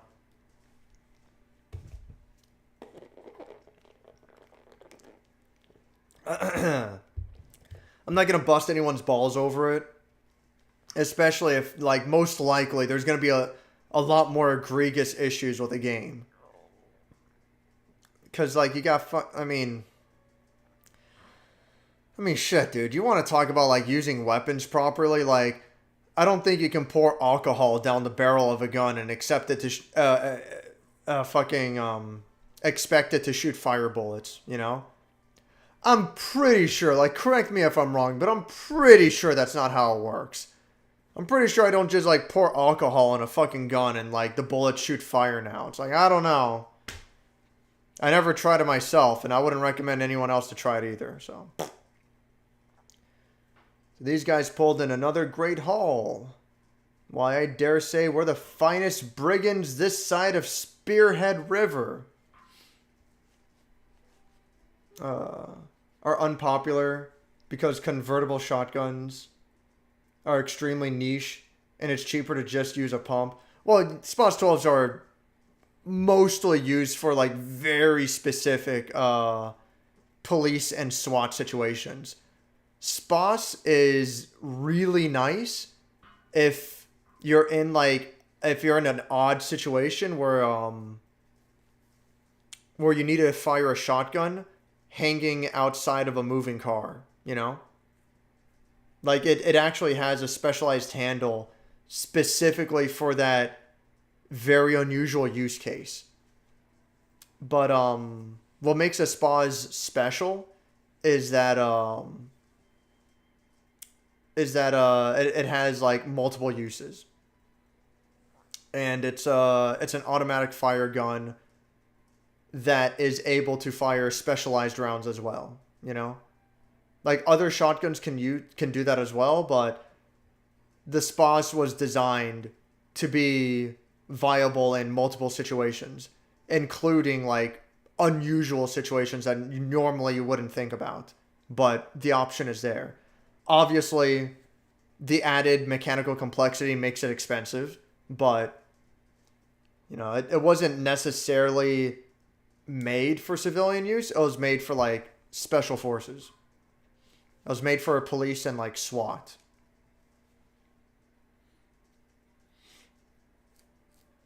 But, you know, Hollywood picked it up because it looked cool. We'll be as rich as the king of Cirinthian in no time. Dead bastard that he is. Goddamn. Rowan, I think I may have to intervene in this little endeavor. Family honor and all that. I was kind of hoping we could avoid a fight. Intruders! Kill them! That's clearly out the window. I'm going to yell at them. Fine. Good day, scoundrels. I happen to be the rightful queen of Cirinthia, and that would be my late father you're insulting. What's happening right now? Hell if I know. Did Billy send us another night lady? It's the middle of the day. Quiet, I'm not here to pleasure you, I'm here to punish you. Aha, then have at you, young lady. And what an excellent quip, I might add. Why, thank you. Now prepare to eat cannonball. What a dumb game. Probably go with the usual setup. Oh, maybe I should try having Rashim.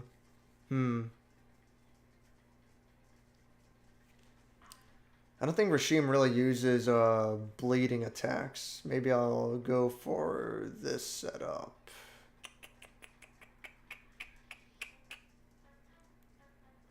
I don't know if I want Reyna or Aiden. Kind of feel like I want Aiden on this one. We'll see how this goes. Ugh.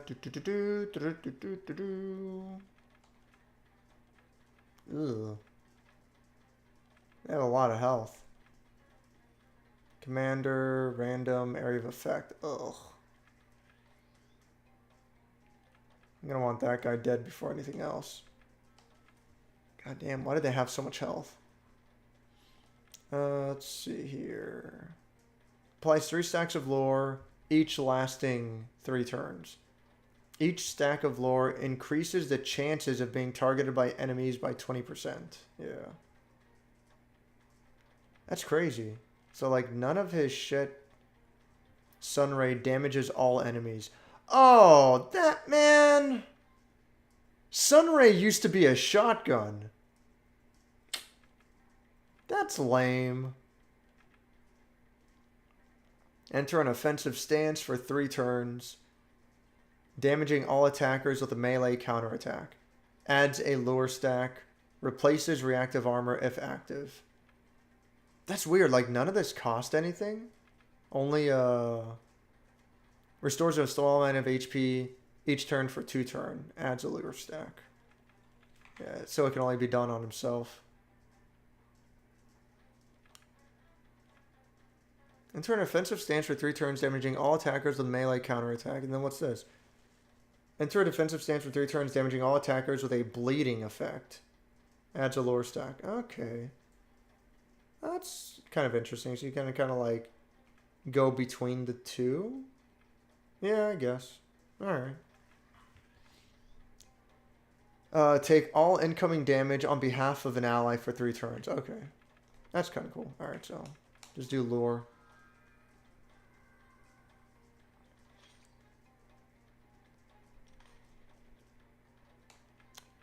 I will blind everyone. Yeah, fuck it. I don't think games become bad having bad gun animation. It's just a thing I notice. I mean, it's whatever. It's like there are so many other more important things to worry about. Like that's such a non thing.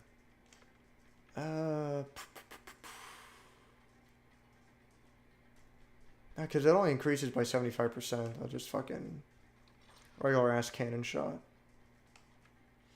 So I have 4 lure.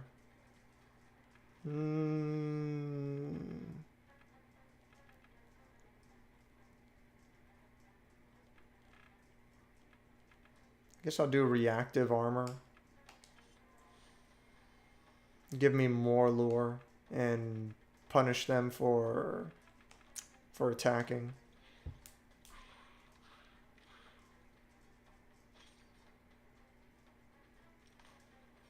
Nice. Even though he fucking hit him with a gun, he still ended up getting fucking bleed. Right.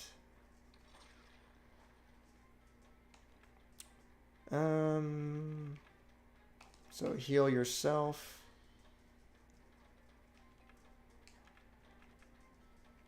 Yeah, plague on everyone. Child prostitutes, ha ha ha. They're right. I mean, I like the writing well enough, but yeah, like both this and RFL like kind of has its moments where it's like, eesh. Well, why are we bringing this up? Let me see status. He's gonna die sooner than later, I think. And shit, I mean, like, Rashim can regenerate himself, but it's not going great for him. What does she have? Damage to... Oh, right. Yeah, I remember that. Alright.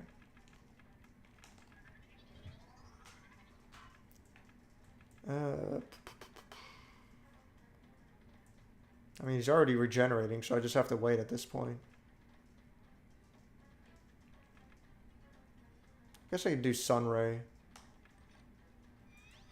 Oh, that was kind of cool. He does use a shotgun. That was pretty rad. Maybe I should use Drain. Yeah, the poison should kill him. Yeah, good. Alright, the blind wore off, so I have to change that.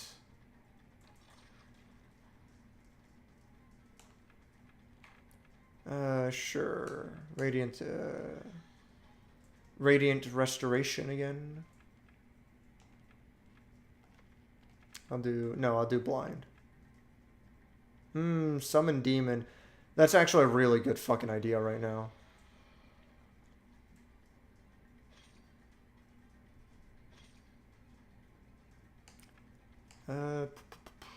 Okay.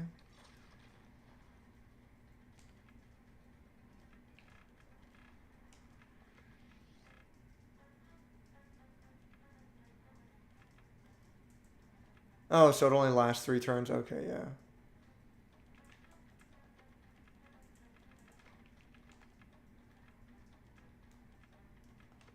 Okay, yeah. I'm getting the idea how this shit works. Alright. Yes.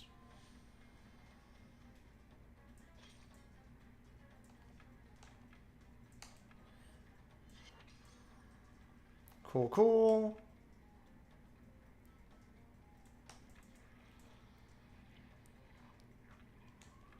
Reload. Yeah, just kill him.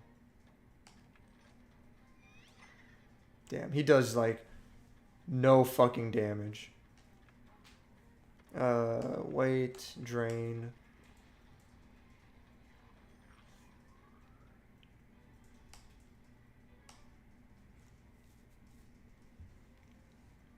Uncle Assay, what happened? What do these thugs do to you? Message retracted. What was it? Dave, return of snack attack. Oh my god. I remember when the Ready or Not trailer dropped and people freaked out because 5.7 reload was too fast. Is Ready or Not that, like, SWAT kind of game that I'm thinking of? Yeah, tactical first-person shooter. Yeah, that sounds about right. I don't know why I expect a SWAT operator reload his gun like he hasn't trained with it for thousands of hours on a full-time SWAT team. Whatever. Sounds about right. Sounds like he would be able to reload fast. But it's whatever. I believe the appropriate term in brigand speak would be, we've punched his face to custard. Nobody talks like that, lass. I thought my brigand speak was improving. You punched my uncle? Actually, I shot him with a cannon, but it seems he survived. There we are. Looks like this problem has been taken care of. Take these criminals away, soldiers. See, Yellow? Justice is served. The system works. That was my uncle. Was it? Ah. Seems my plan backfired. You thugs worked with these thugs to arrest my uncle. This is treason. We didn't know this was your uncle, but it's clear he was a brigand. He even admitted it. Brigands aren't thugs, technically. That is completely pedantic. That is a completely pedantic objection. I don't know what pedantic means, but we'll get you for this. The 3-star colors never let a crime go unpunished. Isn't that right, leader? That's right. Unless it's Yellow's uncle. Let's get out of here and plot our revenge. Kinda makes you wonder what it was all for, doesn't it? Unfortunate, but justice is justice, no matter who is whose uncle, I say. And you've done your duty. Please accept this reward. Is it another relic? It's a relic. Dodge, speed, and critical rate. Nice. Fucking nice. Let's get these men down to the jail, soldiers. Well, here's to another stupid job poorly done. Stupid or not, I rather enjoyed showing that brutish churl what for. Rowan. He's drinking. Rowan. Sorry, let's go. So now what? Oh, yeah. Yeah, okay. So I don't seem to have any other side quests for the time being. What time is it? Oh, it's already 12:30? Jeez. That's what I get for fucking ranting and raving over fucking nothing. Man. Ruins of Fowad. Port Hole. Oh yeah, what about this? Here rests a pile of stones arranged into a crude memorial. It can only be guessed what its significance might be. I think that has to do with the super boss that's connected to Aiden's side quest storyline.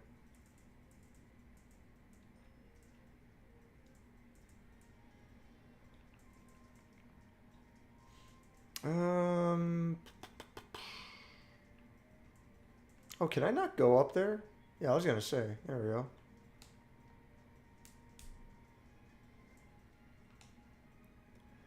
Mind yourself here in Fort Nasir, traveler.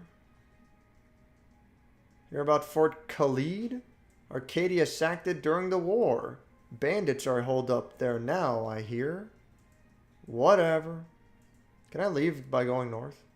Yeah. Yeah, so the gate's open now. Alright.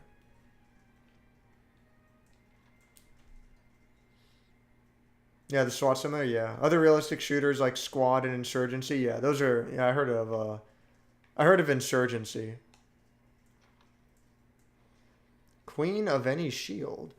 Worn by Queen Marjorie during the campaign of conquest, what is now Eastern Cirinthia. I really need to go back to the museum. Drop some of this shit off. Yeah, I heard of Insurgency. That's like that desert combat game. Ooh. I'll definitely buy this.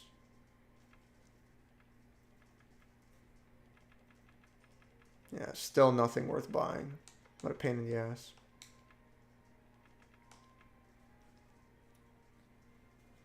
Oh, here we go. Rifled barrel. Warrior Stone 3.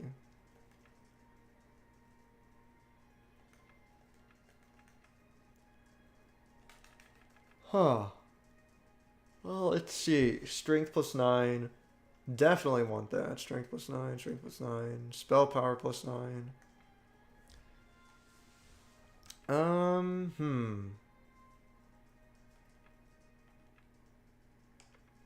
much would it cost to buy like 6 steel? Ugh. It's like all my money.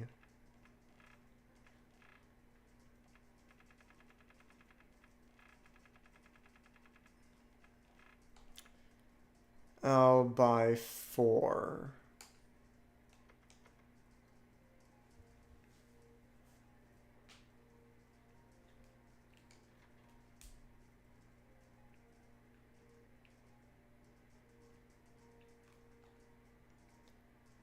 Better luck next time, mister.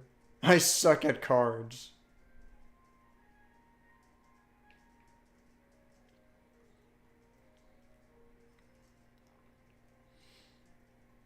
Get away with believably slowing their reloads because you place a random grunt who likely never took up shooting seriously before enlisting. Speaking of a player agency, ugh. I don't want to talk about it anymore. I've already ranted and raven till the cows came home.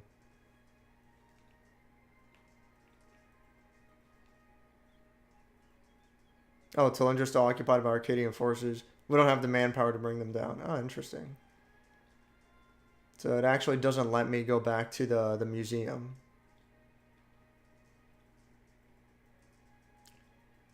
Let's see. Check out the ruins of Fawad. Ah. Someone's already been here.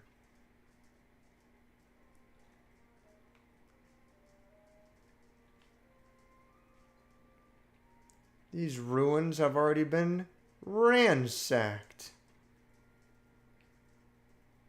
God damn.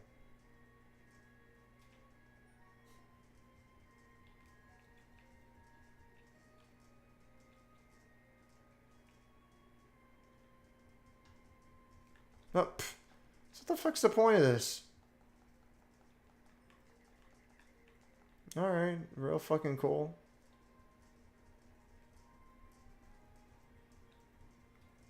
Red Dead 2 has a mission with a bonus objective as shooting a scripted stick of dynamite thrown by an ally in midair. The game is so hand-holding that I try to activate Deadeye myself. The game already activated it when I aimed.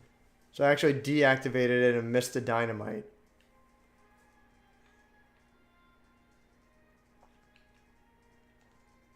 It's like, I don't know. I don't know what to tell you. It sounds like a real shit game. Oh, yeah. Oh there, idiots. You're itching for a fight. I can see it in your eyes. Come test your mettle in the arena of Port Hole. You get a prize for every fight you win. Win them all and you get crowned Sea Dog Royale. And earn the special prize. What do you say? Oof. I'll actually leave that for the next stream. Because for whatever reason, I'm actually getting kind of tired. Even though I feel like I haven't done fucking anything this stream. Porthole makes portfolio look like a pile of crap, right? Okay.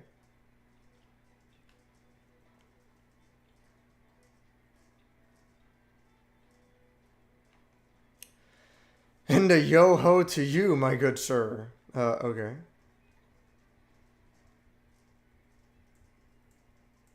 Oh yeah, that's if I had a boat.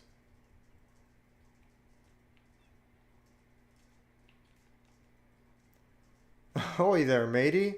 Welcome to Porthole, home of the finest booty this side of Arkadya.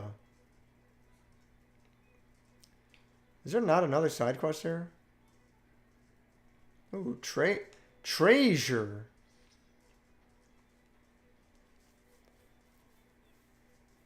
I liked Red Dead 1 better. The only good Red Dead game is Revolver. Now, see. That's how you can tell that a man has taste.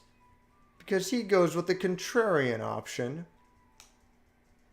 And doesn't even give a fuck. When they say Porthole is one of the finest pirate booty this side of Arkadya, they are naturally referring to me. Okay.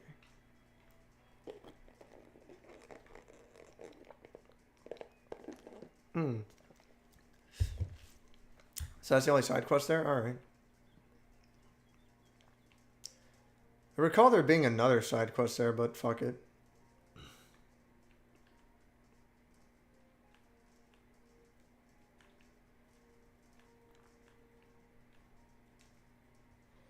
Alright.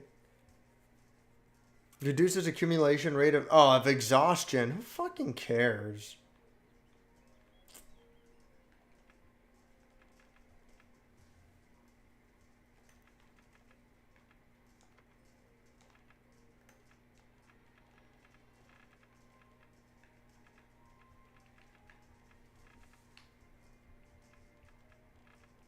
The hell is it? Oh, there it is. 3,400? Ugh. It's not the worst thing in the world, not compared to like all this fucking shit. Oh. Well, shit. I'll give it to Rashim. So Karina can stick with the glass cannon.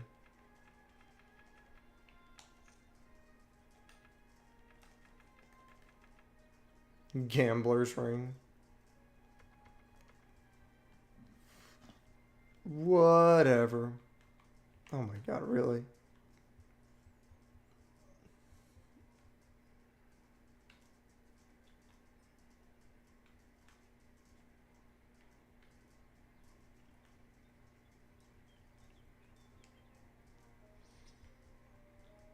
That's useless.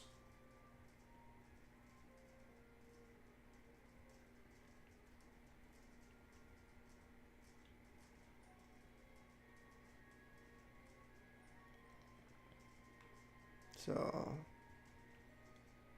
and then what's this place? Yeah, I think I'm supposed to go to... No, I was gonna say. I think I'm supposed to go to Ishtala next. I can find out for sure, right?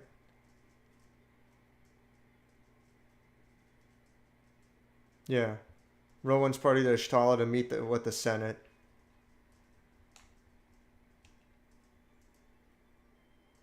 Yeah, this is an optional area.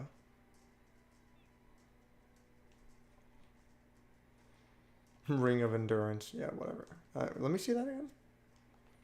Yeah. Nothing worth buying. Angelico. That's interesting. Does it really let me go?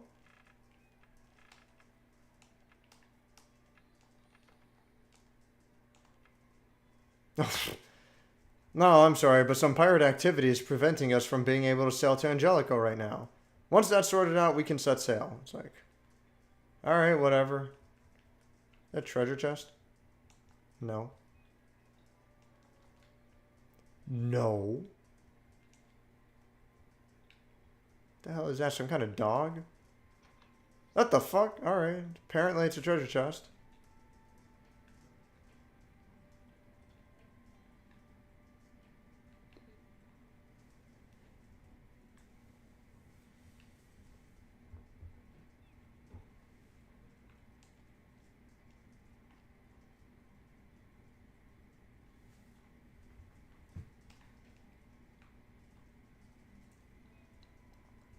Hey, what's up, Kimkey? Stream's been okay, I guess. I spent way too much time ranting and raving about shitty games. Man, I'm actually feeling tired.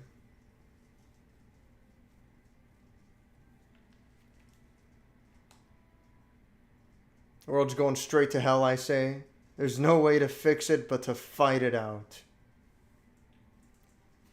Sounds like words to live by. Yeah, it just puts me in the port.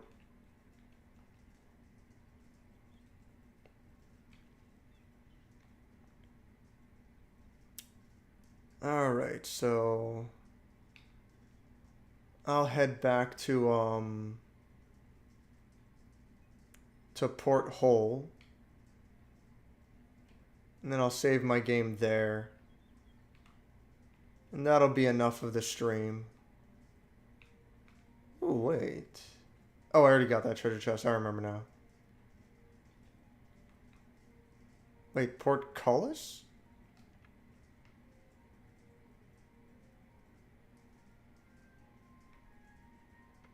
What? Okay, this is a different place.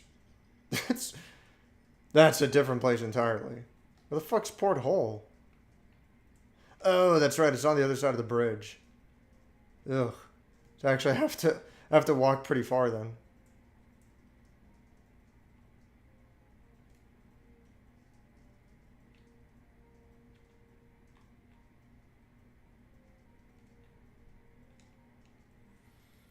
Oh. Does it how bad? Strive servers. Other than that, though, had my math contest. Yeah, I did well. Got 2 certificates. One for top 25%, and the other for being #1 in your school. Nice, dude. Well done. That's a big fucking deal, man. Good shit.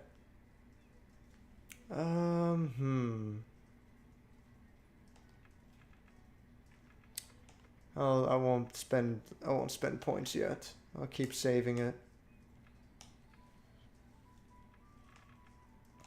Oh, man. Seems like I got here at the end of things. Yeah.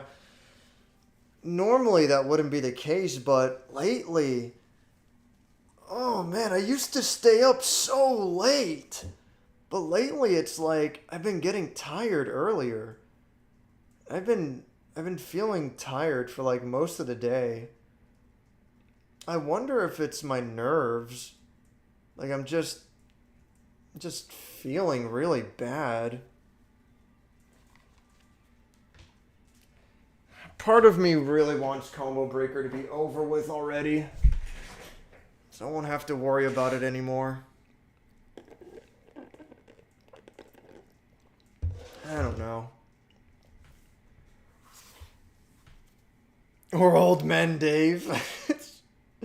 I do feel like I'm older than most people that I hang around with at the arcade and shit.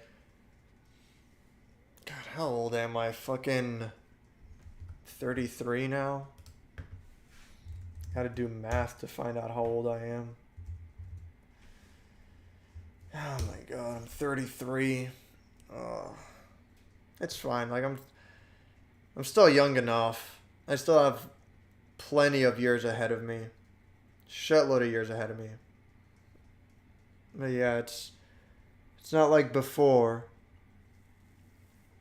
I don't know. I should I've been charging my Vita. I should look into it, make sure that it still turns on and shit. Make sure it doesn't need an update. It already has a bunch of games downloaded on it.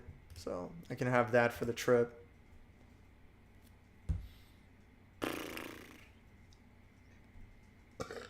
Oh my goodness. Nearly had a heart attack right before the contest, though. Yeah, that's. I'm afraid I'm gonna be like that too. The exuberance of youth is long gone. Yeah. Probably good to get more sleep before combo breaker. Yeah.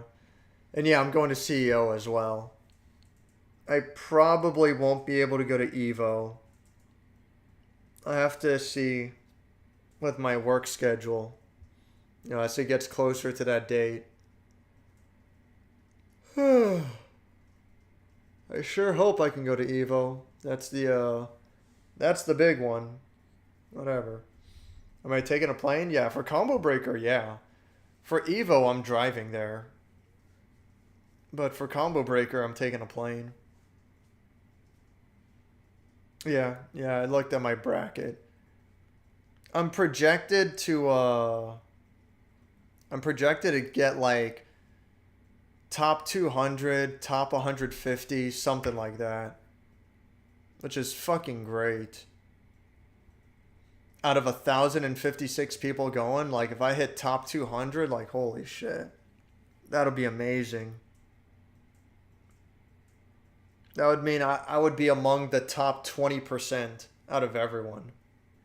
That would be fucking cool.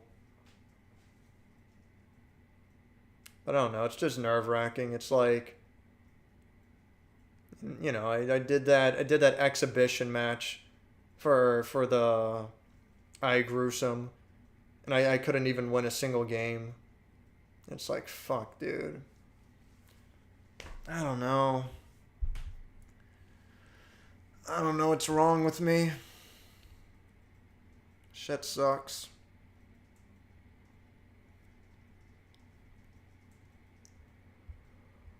Oh, jeez. Well, I'll quit bitching and complaining already. A lot of people say Combo Breaker is better than Evo if it makes you feel better. I've heard stuff like that too. I've heard people make a really big deal about Combo Breaker. Like, it's supposed to be really fun. Like, the way they set everything up, and like everything is 24 hours. I guess in this case, 72 hours. Like, it never closes. It's supposed to be a big deal. I'm looking forward to it.